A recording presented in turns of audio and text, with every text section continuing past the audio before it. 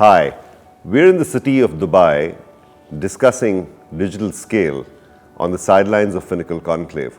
And I'm going to take the opportunity of talking to some of the business leaders today about their perspective of the banking industry. I'm delighted this morning to be joined by John Olesky, Managing Director and Global Co-Head of Loans at IHS Markit. And I dare say it's going to be a very interesting discussion with him as we get his perspectives on some of the issues in the industry. John, welcome.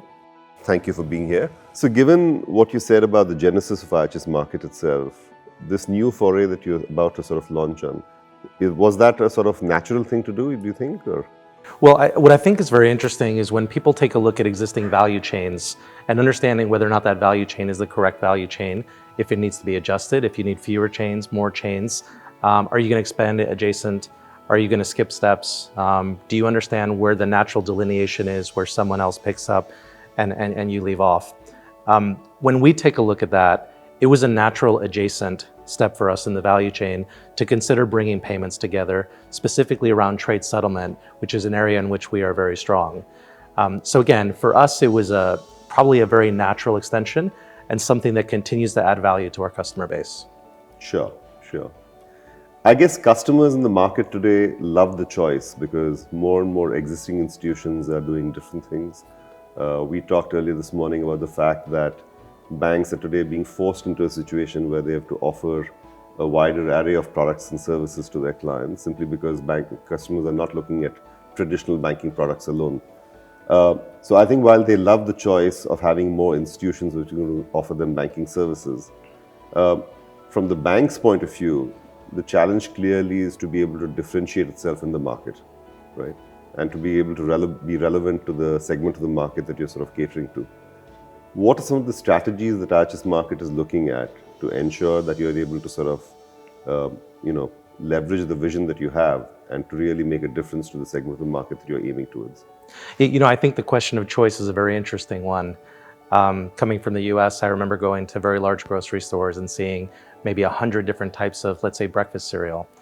And what studies have shown and some of the newer retailers have been able to be successful with is the idea that you should provide choice, but not an infinite amount of choices. It ends up overwhelming the consumer. I think banking services and even infrastructure propositions such as ours are very similar. You may not want to have 100 different clearinghouses. You may not want to have 100 different software vendors. But you want enough of a differentiation and enough of an option set so that you feel like you really were able to make that choice that was best for you. When we think about clearance and settlement and we think about a number of the infrastructure providers, we hope to be fully digital from day one.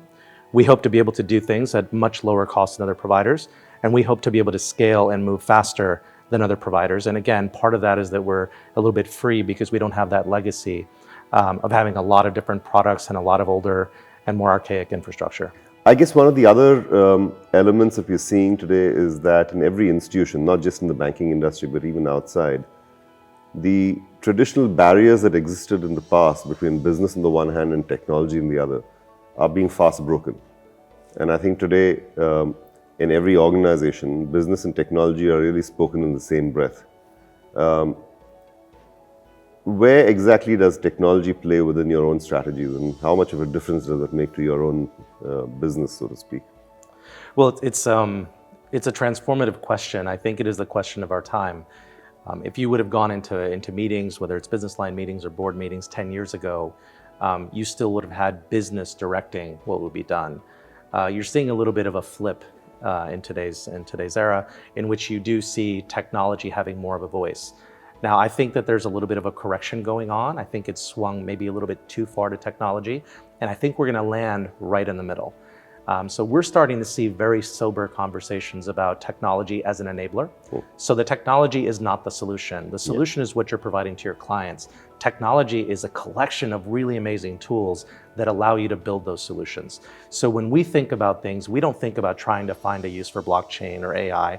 We think about what do our clients need, what do we want to solve for, and then we say, what's the best technology? And we've been marrying those things together, and the relationship between our business leaders and our technology leaders has never been stronger than it is today. Excellent. I guess the other element is that, digital transformation is manifesting itself in different ways in different organizations. And You and I as individuals are seeing that in our daily lives. I mean, the way technology has infused our daily lives is so different today from what it has been in the past 5 years. And indeed, in the next 5 years, it's going to be even more different. And digital transformation, whether it's for individuals like you and I in our consumption of technology on a day-to-day basis, or indeed in every industry today, digital transformation is here to stay. But a lot of organizations seem to get stuck in not being able to sort of complete the transformation at scale, to take it across the enterprise. From an IHS Markit's perspective, how do you think you'll need to focus on technology transformation so that it actually makes a difference across the enterprise and your end clients really see the benefit of that? I like to talk about how software is built by people. I like to talk about how the provisioning of services is performed by people, and also the fact that our customers do business with people. Now, some of those pieces may change over the next 10 to 20 years. I think we all acknowledge that.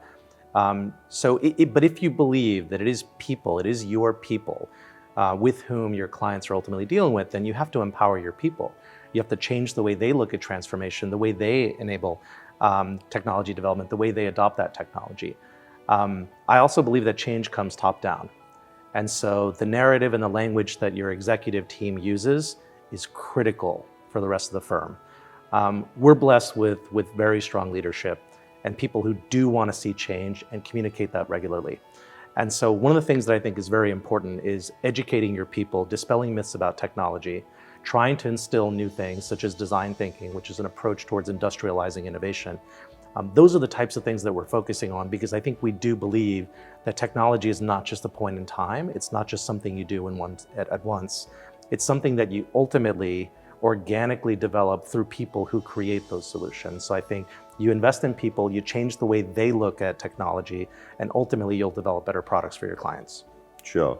No, I'm glad you talked about that, because I think successful organizations, the ones who've successfully actually completed this transformation journey, are the ones who have not just leveraged technology in the right manner, but who've not ignored the people angle to it.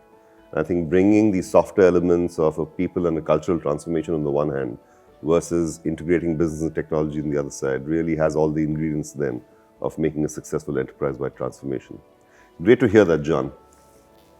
I hope you got a perspective of what John Olesky from IHS Markit said about technology transformation and the role that technology is going to play in his organization. We're here in Dubai to talk about digital at scale. And really, that is what is going to make the difference between those organizations that embark on a digital journey but don't necessarily complete that, versus many others who are going to start that journey and make an enterprise-wide difference. Thank you very much for your time. Thank you, John, and see you soon.